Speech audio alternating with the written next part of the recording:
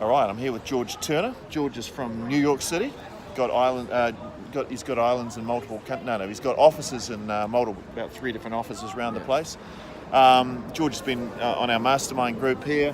I'm making easy content here, right? Some quick insights. So we've just been through the Frank Lloyd Wright house. I'm kind of interested from a marketing point of view, how much of a marketer Frank Lloyd Wright was. What, obviously design, but what did you pick up from a marketing point of view from Frank Lloyd Wright today?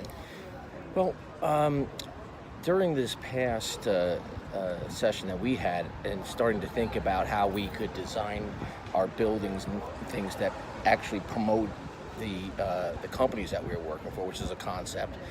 We see now that Frank Lloyd Wright had all of these quotes and different philosophical things and uplifting humanist concepts and stuff that positioned him as a genius. Right.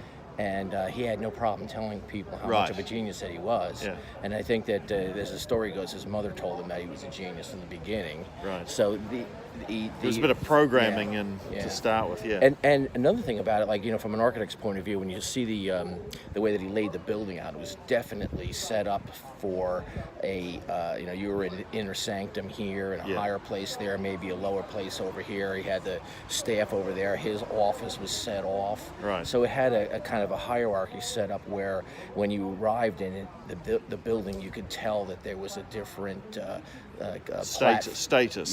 Positioning we were talking about earlier. So positioning is one of the things that I need to work on for myself, and my putting myself into a spot where people would recognize us as experts in a certain area. Yeah, it's all very choreographed in there, isn't it? Yeah. So he's big on positioning, but he was only 5'6", but he liked to project himself as a big man. Yeah.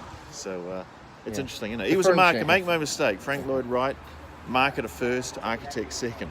I would say so. It's amazing because now they carry on his life 100 years later, and they're still selling his products. And we're still buying it. Yep, that's it. They got everything from pens down to cups. Dog collars. Dog collars. We bought some playing cards, Frank Lloyd Wright socks. You could even get a groveler in there.